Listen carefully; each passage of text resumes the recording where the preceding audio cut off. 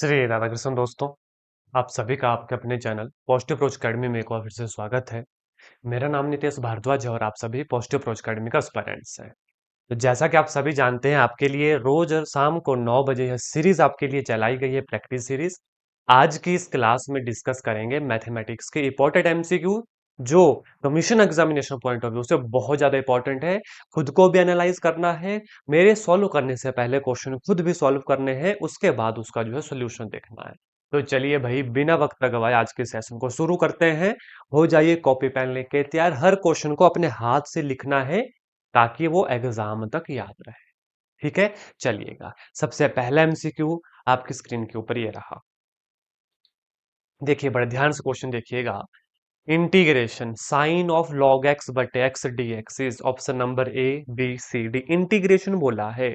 देखो, integration of sine की हमें आती है, लॉग की हमें आती है, लेकिन यहाँ पर एंगल दिया गया है लॉग एक्स। तो ऐसा इंटीग्रेशन का फॉर्मूला हमें कभी नहीं पढ़ा। आपको एग्जाम में क्वेश्चन को आसान बनाना है, सोचो, अप्रोचेज लगाओ, किस तरीके से इस क्वेश्चन तक आप पहुंचोगे। देखो, साइन लॉग ऑफ एक्स बटे एक्स, क्या हम ऐसा करें? देखो, बड़े ध्यान से देखना। अगर लॉग ऑफ एक्स को मैं यहाँ पे टी पुट कर दूं, तो 1/x d x it is equal to d t. काम हो गया। आप बोलोगे सर कैसे?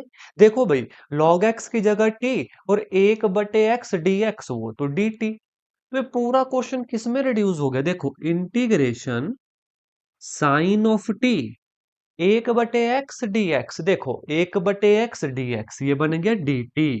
काम खत्म।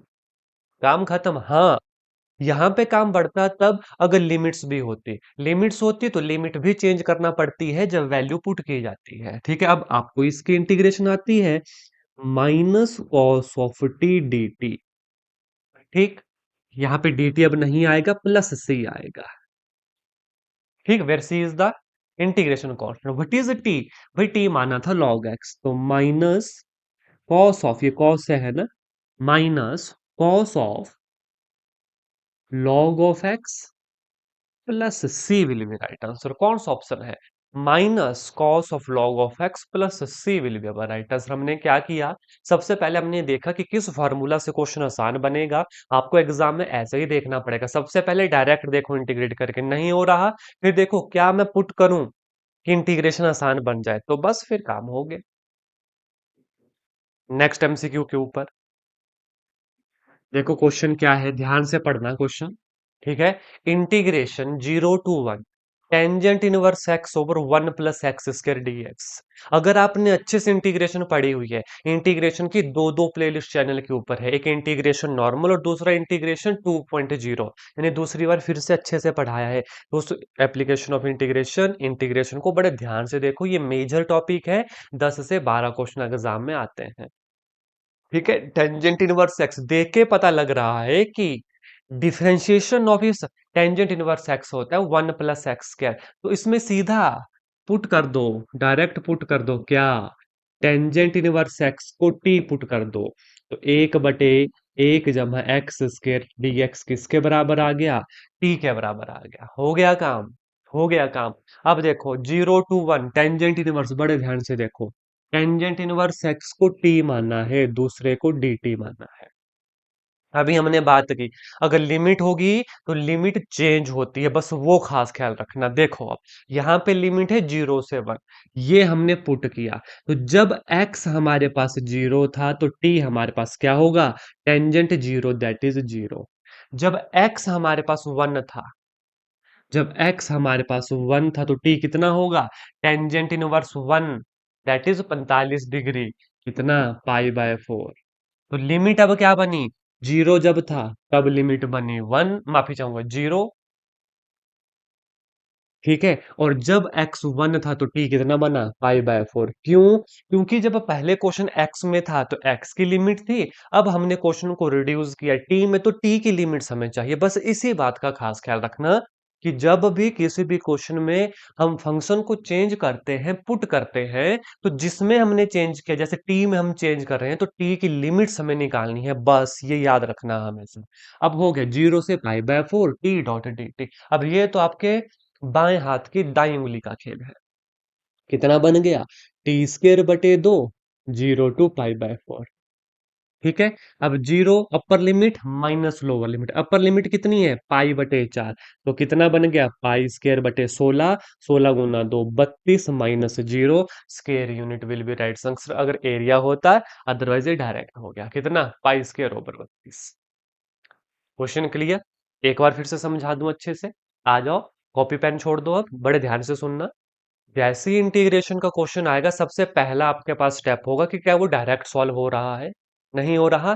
दूसरा आपके पास स्टेप होगा कि कोई फॉर्मूला तो नहीं बन रहा, नहीं बन रहा। अब तीसरे स्टेप में सोचना मेरे प्यारे दोस्तों कि इसे पुट करके तो कोई सॉल्व नहीं किया जा सकता। अब पुट उन्हीं वैल्यू को किया जाता है जिसका डिफरेंशिएशन ऊपर या नीचे हमें मिल जाए। ठीक, अब देखो ध्यान से, 0 to 1 टेंजेंट इनवर्स एक्स बटे 1 जमा एक्स स्क्वायर, देखने पे पता लग गया कि differentiation of inverse tangent x होती है 1 बटा एक्स स्क्वायर, तो उसी को पुट कर दिया, इस टेंजेंट इनवर्स को ही पुट कर दिया। अब एक बात और यहाँ पे ध्यान रखना कि जब पुट किया जाता है, जैसे टी में हम कन्वर्ट कर रहे हैं, तो लिमिट पहले एक्स की थी, तो अब लिमिट्स टी की निकालनी है, और वो भी यहाँ पे जब एक्स जीरो था तो टी भी जीरो, जब एक्स एक था तो टी पाई बटे 4। बस ये खास ख्याल रखना, बाकी ये क्वेश्चन आसान है। और प्रैक्टिस से ही ये बात बनेगी इस क्लास के बाद। इस क्लास को अगेन देखिएगा, चाहे 2x पे देखिएगा, है ना, सेटिंग में जाओ स्पीड बढ़ा दो इसकी, लेकिन क्वेश्चन खुद से सॉल्व करने हैं, तभी एग्जाम के लिए याद रहेंगे। आप खुद भी जानते हैं अच्छे से कि एग्जाम में कितना समय है आपके पास, 200 क्वेश्चन 120 मिनट। लगा लो, कैलकुलेशन कर लो, मैथमेटिक्स के पेरेंट्स हो आप, एक क्वेश्चन को कितना समय मिलेगा। तो जितनी ज्यादा प्रैक्टिस करेंगे उतना अच्छा रहेगा। ठीक, चलें आगे, नेक्स्ट एमसीक्यू के ऊपर लेकर चलूं। देखो, the ordered and degree of differential equation, बेहद आसान, लेकिन जितना आसान उतने गलती लगने के चांसेस यहां पर। क्या बोला, the order and degree of this differential equation, order बोला है और डिग्री बोला है भाई। ठीक है, तो सबसे पहले तो उसको सिंपलीफाई करना पड़ेगा। अब सिंपलीफाई कैसे करें, आप देखेंगे कि सर पे तो 3/4 है, उससे पहले ऑर्डर क्या होता है और डिग्री क्या होती है, थोड़ा सा एक्सप्लेन कर दूं। वैसे तो बेसिक है, लेकिन फिर भी बड़े ध्यान से सुनना, एक शॉर्टकट बता दूंगा ताकि कोई कंफ्यूजन ना हो कभी। ऑर्डर क्या है और डिग्री क्या होती है। ऑर्डर, डर, डर से याद रखना डेरिवेटिव, ऑर्डर, डर, डर से याद रखना डेरिवेटिव, एक बार मेरे साथ बोलो, ऑर्डर, डर, डर से डेरिवेटिव, मतलब कितनी बार डेरिवेटिव किया गया वो कहलाता है ऑर्डर। डेरिवेटिव, बस ये सिंपल शॉर्टकट याद रखना। अब उस डेरिवेटिव के हाईएस्ट पावर जो होगी वो होती है डिग्री। समझ गए, एक चीज याद रख लेना, ऑर्डर डर से डेरिवेटिव, मतलब किसको सबसे ज्यादा बार डिफरेंशिएट किया गया, जिसको सबसे ज्यादा बार डिफरेंशिएट किया गया, 2 बार 3 बार, वो हुआ डर, वो हुआ डेरिवेटिव उसका, वो हुआ ऑर्डर उसका। बाकी फिर उस डेरिवेटिव की सर पे जो पावर होगी वो उसकी डिग्री कहलाएगी, बस ये याद रखना। अब इस क्वेश्चन में हम डायरेक्ट क्यों नहीं लगा रहे, पहले हमें लेफ्ट हैंड साइड इस पावर को तो हम खत्म कर लें। कैसे खत्म होगी, देखो यहाँ पे बटे में 4 है, तो बोथ साइड हम पावर 4 कर देंगे। कितना बनेगा देखो, 1 + dy/dx का होल स्क्वायर की पावर 3 बटे 4 था, मैंने पावर 4 की, 4 से 4 खत्म हुआ, इज इक्वल टू d²y/dx² की पावर कितनी आ गई, 4 आ गई। ठीक, अब यहाँ पे a जमा b का क्यूब लगाओ, a का क्यूब जमा b का क्यूब, 2 × 3 6, a का क्यूब जमा b का क्यूब जमा 3a² b, 3a², 2 का डबल 4, b 1 हो गया, प्लस 3b²a dy/dx का whole square dot 1, which is equal to d²y/dx² की पावर 4। ये बनी अब डिफरेंशियल इक्वेशन हमारे पास सिंपलीफाई करके। अब देखो हाईएस्ट डेरिवेटिव, यहाँ पे डेरिवेटिव एक, यहाँ पे डेरिवेटिव एक, यहाँ पे डेरिवेटिव एक, यहाँ पे आप देखोगे कि डेरिवेटिव 2 है, डर डेरिवेटिव ऑर्डर, तो ये बन गया 2 हाईएस्ट डेरिवेटिव जो, ये बन गया 2 हमारा। अब डिग्री इस हाईएस्ट डेरिवेटिव की पावर, ना कि ये देखना सबसे बड़ी किसकी है, गलत हो जाएगा। जो हमारा ऑर्डर निकला उसके सर की पावर देखनी है, कितनी है पावर 4 है, तो डिग्री कितनी आ गई, 4 आ गई, ना कि इसमें ये आपने चेक करनी थी, गलत हो जाएगा। What is order highest power derivative, that is derivative कितनी बार डिफरेंशिएट किया गया और उस हाईएस्ट डेरिवेटिव की पावर उसकी डिग्री। ऑप्शन है yes we have our option number c, 2,4 will be right answer, 2 और 4 विल बी राइट आंसर। समझ गए ऑर्डर एंड डिग्री का कॉन्सेप्ट, अब तो नहीं भूलोगे कभी। चलो भाई, कमेंट करके मुझे बताओ। और आप जानते भी हैं, जो भी बिल्कुल एक्यूरेट कमेंट होती है उनको मैं लाइक करता हूं, ठीक है, ताकि अदर एस्पायरेंट्स वहां से आंसर अपना चेक कर ले। एक क्वेश्चन दूंगा, d square y over d x square जमा d y over d x जमा 1 = 0। इसका मुझे ऑर्डर बताओ। अभी हाँ, वीडियो को पॉज करो और कमेंट करो इसका ऑर्डर एंड इसका डिग्री। अभी लिखो, तभी बात बनेगी। साथ के साथ चलेंगे, जो पूछूंगा आप बताएंगे, और जो क्वेश्चन यहाँ पे करवाऊंगा वो आप करेंगे, तभी बात बनेगी। बताओ इसका ऑर्डर कितना होगा, इसकी डिग्री कितनी होगी। ठीक है, कमेंट करके जरूर बताओ। जिन एस्पायरेंट्स को अभी नहीं आएगा, है ना, वो कमेंट करके चेक कर लें। वैसे मुझे नहीं लगता, बिल्कुल आसान है, हिंट मैंने दे दी क्या करना है ना। अभी के अभी कमेंट करो, फिर आगे चलेंगे। ठीक, चलो भाई, नेक्स्ट दो क्वेश्चन है, प्यारे क्वेश्चन है, मजेदार क्वेश्चन है। इसी तरीके से प्रैक्टिस होगी। जो नए एस्पायरेंट्स हैं उनको मैं बता दूं, यह प्रैक्टिस सीरीज चलाई गई है ताकि आप प्रिपेयर हो सकें एग्जाम में बैठकर, कैसे आपको ये क्वेश्चन सॉल्व करने हैं। अभी से प्रैक्टिस होगी, तभी वहां आप फास्ट क्वेश्चन सॉल्व करेंगे। अगर बेसिक क्लियर नहीं है तो मैं बता दूं, ये बेसिक्स क्लासेस नहीं है, ये प्रैक्टिस क्लासेस हैं। बेसिक के लिए दूसरी क्लासेस लगाओ जहां पर थॉरोली पढ़ाया गया है। उसके अलावा आप हमें हमारे पेड बैच में भी ज्वाइन कर सकते हैं। ठीक, आ जाओ क्वेश्चन के ऊपर। x की पावर 51 जमा 51 is divisible by x plus 1, then the remainder is. अब रिमाइंडर कैसे निकलता है भाई, हम तो जानते हैं डिवाइड करके निकलता है। क्या यहां पे इसको डिवाइड किया जाएगा, क्योंकि हमें क्या बोला, हमें तो बोला रिमाइंडर x जमा 1। चलो भाई, यहां पे आप डिवाइड कर भी लो, आपका आंसर निकल जाएगा। लेकिन इससे बड़ा क्वेश्चन आ गया फिर, तो यहां पे अप्लाई करोगे रिमाइंडर थ्योरम। रिमाइंडर थ्योरम क्या बोलती है कि किसी फंक्शन को अगर डिवाइड किया गया x प्लस ए से, तो इस फंक्शन का जो रिमाइंडर होगा वो होगा f माइनस ए। आप समझे मेरी बात, किसी फंक्शन को अगर डिवाइड किया जाएगा x माइनस ए से, तो उस फंक्शन का रिमाइंडर होगा f ऑफ ए। समझ गए मेरी बात। जब x जमा ए से डिवाइड किया, तो f of minus a will be remainder. जब x माइनस ए से डिवाइड किया, f of a will be remainder. जब किसी फंक्शन को ax जमा b से डिवाइड किया, तो इसका जो रिमाइंडर होगा वो होगा f of minus b over a. जी हाँ, ये रिमाइंडर थ्योरम है और क्वेश्चन 2 सेकंड में निकल जाते हैं।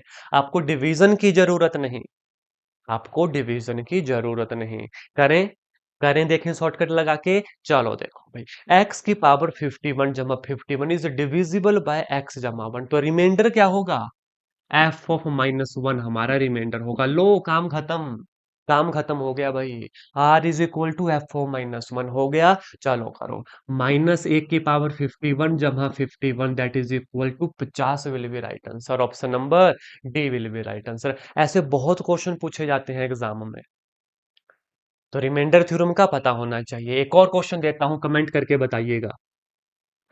एक्स की cube plus 3x² plus 5x plus 3 divided by x minus 1, बताओ व्हाट इज रिमाइंडर। रिमाइंडर कितना होगा, चॉइस आपकी। आप रिमाइंडर थ्योरम लगाओ, आप डिवीजन लगाओ। अगर आपको 10 सेकंड में सॉल्व करना है तो आप रिमाइंडर थ्योरम अच्छे से लगाओगे। अगर आपको 60 से 70 सेकंड में सॉल्व करना है, देन आप डिवाइड करोगे। दोनों रास्ते मैंने आपको बता दिए, दोनों रास्ते बता दिए। Next question, the probability of an impossible event. क्या मुझे बताना चाहिए ये क्वेश्चन, जी नहीं, मेरे को बिल्कुल नहीं बताना चाहिए। आप मुझे बताओ, probability of an impossible event जो होगा ही नहीं, जो पता है। Probability of an possible event, probability of not an event, ये सारे इंपॉर्टेंट क्वेश्चन। और इस प्रोबेबिलिटी ग्रेटर देन 1, कि कभी बड़ी हो सकती है 1 से, या कभी वो छोटी हो सकती है 0 से। तो ये सारे क्वेश्चन माइंड में चल पड़ने चाहिए। बाकी मैं सबके आंसर बता दूंगा एक्सेप्ट दिस क्वेश्चन, है ना। सुनो अब ध्यान से, probability of an event plus probability of not an event is equal to one. ठीक है, याद रखना। प्रोबेबिलिटी कभी भी एक से बड़ी नहीं हो सकती, याद रखना। प्रोबेबिलिटी कभी भी जीरो से छोटी नहीं हो सकती, याद रखना। नेगेटिव नहीं होती कभी भी प्रोबेबिलिटी, याद रखना। प्रोबेबिलिटी ऑफ पॉसिबल इवेंट जो हमें पता है, हमेशा याद रखना एक होता है। Is that clear? तो ये है, सारे आंसर मैंने आपको दे दिए जो जो मैंने कहा। Probability of an event, probability of not an event, probability कभी भी एक से बड़ी नहीं हो सकती, प्रोबेबिलिटी कभी भी जीरो से छोटी नहीं हो सकती, यानी नेगेटिव नहीं हो सकती। Probability can never be negative, कभी आंसर माइनस में निकले तो समझ जाओ गलत किया। कभी भी प्रोबेबिलिटी का आंसर एक से ज्यादा निकले, समझ जाओ गलत किया। प्रोबेबिलिटी ऑफ पॉसिबल मतलब जो इवेंट श्योर है ना। प्रोबेबिलिटी ऑफ श्योर इवेंट जो होगा।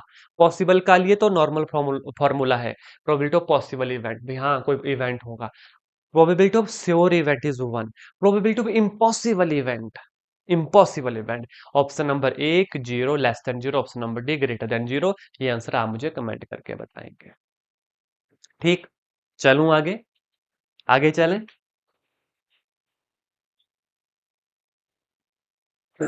क्या इस सीरीज को डेली अटेंड कर रहे हो? हैं? मजा आ रहा है? क्वेश्चन अच्छे से सॉल्व हो रहे हैं? बताओ, एक सेकंड दीजिएगा ना। ठीक है, अगर देखो थोड़ी सी भी वैल्यू ऐड करती है ना ये सीरीज, मैं हर क्लास में पूछता हूँ, अगर ये सीरीज थोड़ी सी भी वैल्यू ऐड करती है तो हमें कमेंट करके जरूर बताएं। और हाँ, इस कंटिन्यू सीरीज को तभी कंटिन्यू जो है हम रखेंगे। ठीक है, अगर ये वैल्यू ऐड करती है। और लास्ट बहुत अच्छा रिस्पॉन्स है सब एस्पिरेंट्स का, तो आगे भी ऐसा ही रिस्पॉन्स हमें चाहिए। ठीक है, नेक्स्ट क्वेश्चन के ऊपर आ जाए भाई। आ जाओ, देखो ध्यान से question. Let A be a matrix of rank R then. Oh, आप बोलोगे सर रैंक कहां से आ गया? तो मैं बोलूंगा, जो आसान टॉपिक है ना उनका लेवल बढ़ता है। और मैंने अपने बैचेस में रैंक वगैरह करवाया है, इवन यूट्यूब पे भी करवाया है। चलो छोड़ो, नहीं आता, अभी सिखाऊंगा, कोई बात नहीं। What is rank of a matrix? अरे बहुत आसान है, बस ध्यान से सुनना। What is rank? Number of independent term, वो रैंक कहलाती है ना। आप बोलोगे सर आपने तो मना किया था बेसिक करवाने से। भाई जो बेसिक 30 सेकंड में समझ आ जाए वो मैं क्यों ना करवाऊं। अब देखो बड़े ध्यान से समझना, जैसे कोई मान लो, मैं आपको रैंक बताता हूँ। जैसे कोई मैट्रिक्स है ABCDEFGHI। मैंने बोला नंबर मतलब लीनियर इंडिपेंडेंट टर्म चाहिए हमें। फॉर एग्जाम्पल बड़े ध्यान से समझना, जैसे इनका एक दूसरे के साथ अगर कोई रिलेशन नहीं, तो इस मैट्रिक्स का रैंक आ गया 3। है ना, एक मैं एग्जांपल लेता हूँ, आप उससे अच्छे से समझोगे। देखो, ये 2 है, ये 4 है, ये 6, 5, 3, 7। ठीक है, और यहां पे मैं लिख रहा हूं 4, 8, 12। बड़े ध्यान से देखना, बड़े ध्यान से देखना। आप यहां पर क्या देखोगे कि ये वाली जो रो है ना, ये पूरी की पूरी डिपेंडेंट है पहली रो पे। तो मैं यहां पे देखो, अगर मैं इस ऑपरेशन को लगाऊं, बड़े ध्यान से देखना। R3 पे अगर मैंने 2R1 लगा दिया, बड़े ध्यान से देखो, R3 पे अगर मैंने 2R1 लगा दिया तो क्या होगा? 2 4 6, 5 3 7, 2 2 4 - 4, 0 0 0। ये तो पूरी की पूरी जीरो हो गई। और मैंने क्या बोला? डिपेंडेंट नहीं चाहिए भाई। अगर ये जीरो हो गई तो ये दो हमारे पास बची, तो इसका रैंक कितना आ गया? इसका रैंक आ गया 2। आप समझ गए मेरी बात? What is rank? कुछ नहीं करना, और आसान भाषा में समझाऊं, सुनो ध्यान से। इंडिपेंडेंट टर्म मतलब टर्म का मतलब है फिर मेरा पूरी की पूरी रो, पूरा का पूरा कॉलम। ये ध्यान रखना, पूरी की पूरी रो, पूरा का पूरा कॉलम, ये ध्यान रखना, इंडिपेंडेंट होनी चाहिए। अब बड़े ध्यान से देखो भाई, बड़े ध्यान से देखो, है ना। अगर ये यहाँ पे मान लो 5 होता, इन केस 5 होता, ठीक है, क्या ऑपरेशन लगाया मैंने? 2R1, तो यहाँ पे 1 आ जाता, यहाँ पे 1 आ जाता, तो इसका रैंक फिर उस केस में कितना हो गया? 3 ही हो गया। उसके केस में 3 ही हो गया। बस इतना सा बेसिक रैंक के लिए समझ लो, काम आपका अच्छे से हो जाएगा। है ना? फिर भी अगर डिटेल से पढ़ना है तो कमेंट कर दीजिएगा, है ना? ये जो मैट्रिक्स वाला टॉपिक है तो उसका मैं जो हायर लेवल है वो मैं आपको पढ़ा दूँगा। हाँ, पढ़ाऊँगा तभी जब मेजॉरिटी एस्पिरेंट्स कहेंगे, है ना? अदरवाइज़ ये सीरीज़ कंटिन्यू तो ऐसे ही रहेगी हमेशा। फिर भी मैंने पहले भी कहा है, कोई ऐसा टॉपिक हो एस्पिरेंट्स, है ना? कोई ऐसा टॉपिक हो जिसमें वीक हैं तो कमेंट कीजिएगा। मेजॉरिटी अगर कमेंट्स आएगी पर्टिकुलर टॉपिक के लिए, उस पर्टिकुलर टॉपिक को इस प्रैक्टिस सीरीज़ में भी कवर कर लेंगे। जी हाँ, थ्योरी भी कवर कर लेंगे उसकी। ठीक है। अब इन्होंने पूछा let A be the rank of a matrix R then rank of A transpose. अब ट्रांसपोज तो आपको पता है, number of row is equal to number of column. तो ऑब्वियस सी बात है रैंक के ऊपर फर्क नहीं पड़ेगा, क्योंकि डिपेंडेंट टर्म तो आप चाहे कॉलम में कर ले, आप चाहे रो में कर ले, डिपेंडेंट टर्म तो रहेंगी ही ना मैट्रिक्स के अंदर। और मैट्रिक्स में रो को कॉलम में चेंज कर लें तो वैल्यू पे फर्क नहीं पड़ता। तो ऑब्वियस ये बात है उसका रैंक ट्रांसपोज का उतना ही रहेगा जितना पहले वाले मैट्रिक्स का है। तो option number A will be right answer. Rank of A transpose is equal to R. ठीक। नेक्स्ट एमसीक्यू है range of the function f of x square जमा एक बटे एक्स स्केयर जमा one. What is the range, what is the domain? मैंने पहले भी कहा, इससे पहले वाली क्लासेस में भी क्वेश्चन आ चुके हैं। बहुत इंपॉर्टेंट है रेंज ऑफ द फंक्शन निकालना, डोमेन ऑफ द फंक्शन निकालना। What is the domain? Domain होती है जिसके ऊपर फंक्शन डिफाइंड होता है। What is range? रेंज वो वैल्यूज होती हैं जो डोमेन की वैल्यू पुट करके निकलती हैं। आप समझे मेरी बात? फॉर एग्जाम्पल, ये कोई मशीन है, यहां से आलू डाला, वो हो गई डोमेन। यहां से सोना निकला, वो हो गई रेंज। और ये मशीन है फंक्शन बीच का। यहां से आलू डाला, यहां से सोना निकला, यहां से आलू डाला, यहां से लेज निकली, यहां से आलू डाला, ठीक है, यहां पे फ्रेंच फ्राइज निकली। तो ये जो आलू डालना है दैट इज अ डोमेन, कि वो काम कर रहा है, वो फंक्शन डिफाइंड है। और ये जो लेज निकली, ये जो फ्रेंच फ्राइज निकला, ये जो सोना निकला, ये उसकी रेंज है। समझे मेरी बात? इस क्वेश्चन पे समझाऊंगा ना और अच्छे से समझ आएगा। देखो ध्यान से, रेंज ऑफ दिस फंक्शन क्या है? फंक्शन क्या है हमारे पास? फंक्शन है एक्स स्केयर जमा एक बटे एक्स स्केयर जमा वन। आपको देखने पे पता लग रहा है भाई ये स्केयर फंक्शन है यार, है कि नहीं स्केयर फंक्शन? आप मुझे जो मर्जी वैल्यू दे दो, क्या क्या आ रहा है मन में? अभी सिर्फ इसकी बात कर रहा हूं, इसकी नहीं। जो मर्जी वैल्यू दे दो, जो मर्जी। -1000 डालो, पॉजिटिव आएगा। देखो डाला, आगे क्या निकला? पॉजिटिव। आगे क्या निकलता है? अभी बोला मैंने, आलू डाला सोना निकला, आलू डाला लेज निकली। दैट लेज इज हमारी क्या? रेंज। डोमेन जिसपे फंक्शन डिफाइंड होता है। रेंज जो वैल्यू, डोमेन की वैल्यू पुट करके फंक्शन जो बाद में वैल्यू देता है दैट इज रेंज। अब देखो कुछ और दे दो भाई, क्या आ रहा है मन में आपके? जमा का एक, जमा का एक डालो, जमा का निकलेगा। माइनस का डालो, माइनस का निकलेगा। देख के पता लग रहा है कि पॉजिटिव वैल्यू आएगी, पॉजिटिव वैल्यू आएगी। जीरो डालो इस फंक्शन में, जीरो डालो। ये जीरो जमा का एक, जीरो जमा का एक, क्या निकला? एक निकला। मतलब सबसे छोटी वैल्यू एक निकलेगी, सबसे बड़ी वैल्यू दो डालो भाई, आगे की कोई वैल्यू आएगी। तीन डालो, आगे कोई वैल्यू आएगी। अब ये फंक्शन है, ये हमेशा लेस देन एक रहेगा। कैसे भाई? कर लो चेक। बराबर भी रह सकता है और एक से छोटा ही रहेगा। अब मैंने इसमें ना 1 लाख डाल दूं, 1/1 लाख का स्केयर जमा एक, ऑब्वियस सी बात है एक से छोटा आएगा डिवीजन में। अब ये इसके अंदर ऐड हो रहा है, तो माइनस में तो नहीं जा रहा, एक से छोटा जीरो से बड़ा रहेगा, 0 पॉइंट समथिंग। ठीक है, तो आपको देखने पे क्या पता लग रहा है कि इसकी रेंज एक से लेके जमा का इन्फिनिटी की तरफ जा रही है। कौन सा ऑप्शन है? We have option number A, एक to infinity will be right answer. तो ऐसे रेंज निकल जाती है एग्जाम में ऑप्शन देख के भी। डोमेन की वैल्यू पुट करो, जो वैल्यूज आएंगी वो रेंज कहलाती है। अब जो मर्जी वैल्यू पुट कर लो, यही आएगा, इसी में हमारी रेंज निकलेगी। जो मर्जी वैल्यू दे दो, माइनस की दे दो, जो मर्जी, पर रियल वैल्यू, इमेजिनरी नहीं। ठीक। नहीं तो कई एस्पिरेंट्स बोलेंगे इमेजिनरी आयोटा डालो, है ना? अब आयोटा स्क्वायर तो -1 होता है। ये सारा वर्क होता है रियल पे, इमेजिनरी पे नहीं, कॉम्प्लेक्स पे नहीं। चलो भाई आगे लेकर चलूंगा। देखो क्वेश्चन पढ़ना अगला, नेक्स्ट क्वेश्चन पढ़ना। If F of X is even function and F dash exist, then F dash C जमा एफ डैश माइनस सी। क्या बोला है हमें? F dash E plus F dash minus A. अब इन्होंने बोला पहले ये जो एफ ऑफ एक्स है ना इवन फंक्शन है, तो आपको सीधे पहुंच जाना चाहिए था ट्रिग्नोमेट्रिक फंक्शन पे जहां हमने इवन ऑड किया है भाई, है ना? किया है कि नहीं, पता है कि नहीं what is even function, what is odd function, है ना? इवन फंक्शन एक एग्जांपल दे देता हूँ, ये हो गया एक्स स्क्र, ये इवन फंक्शन है। 4x² ये इवन फंक्शन है। एक्स स्क्र जमा एक्स स्क्र या एक्स की पावर 4 ये इवन फंक्शन है।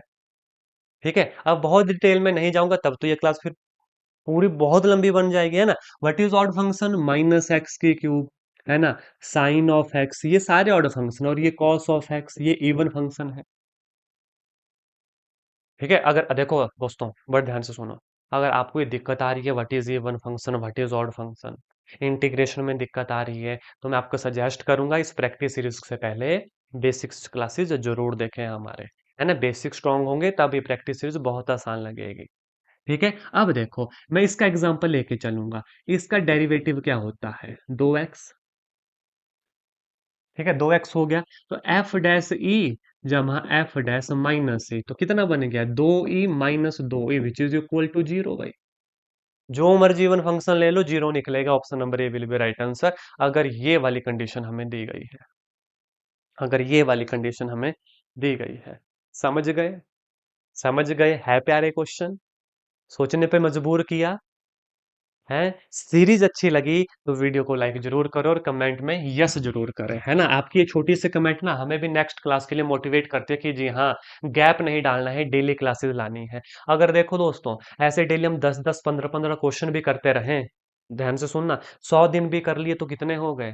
आप मैथमेटिक्स के एस्पायरेंट्स हो, कमेंट कैलकुलेट करके देख लो। एक दिन के 10 क्वेश्चन भी करते हैं और 100 दिन में 1000 क्वेश्चन, एग्जाम में आने कितने, 35 से 40। एग्जाम में आने कितने, 35 से 40, है ना? चलें आगे, नेक्स्ट एमसीक्यू के ऊपर लेकर चलूं। The resultant of two force P and Q is R। If one of the force is reserve the resultant is S, then R square जमा S स्क्वायर कितना होगा? बताओ मुझे, R स्क्वायर जमा S स्क्वायर कितना होगा? फिर से पढ़ें क्वेश्चन, आसान क्वेश्चन, मजेदार क्वेश्चन। देखो, the resultant of two force P and Q is R। If one of the force is reserve, माफी चाहूंगा, रिवर्स्ड, उल्टी कर दी, द रिजल्टेंट इज एस। तो सबसे पहले इन्होंने बोला पी और क्यू का रिजल्टेंट आर है, तो आर का फॉर्मूला लगा दूं, पी स्केयर जमा क्यू स्केयर जमा 2 PQ कॉस थीटा। ठीक, इन्होंने बोला ये रिजल्टेंट एस स्केयर हो जाएगा, किसी एक को रिवर्स कर दे, किसको करे रिवर्स, आप बोलो, पी को और क्यू को? क्यू को कर दे, पी को कर दो चाहे क्यू को कर दो, क्या फर्क पड़ता है? पी स्केयर जमा माइनस क्यू स्केयर, तो जमा का ही आएगा, -2 PQ कॉस थीटा। इन्होंने बोला आर स्केयर जमा एस स्केयर, इन दोनों को प्लस करो, तो ये दोनों कट गया, कितना बना, 2 × पी स्केयर जमा क्यू स्केयर। कौन सा option, we have our option number B will be right. ठीक है, नेक्स्ट एमसीक्यू के ऊपर लेकर जाऊंगा। देखो कुछ नहीं किया, यहाँ पे हमने रिजल्टेंट का फॉर्मूला लगाया, बेहद आसान है। Next question, integrating factor of the given differential equation dy/dx minus 2y is equal to 3x। What is integrating factor, hint दे दूं, ये आपके लिए होमवर्क रहेगा दोस्तों। ऑप्शन है ए के माइनस एक्स, बी ए के माइनस 2x, सी ई की 3x और डी ई की 2x। What is integrating factor, सबसे पहले तो गिवन इक्वेशन को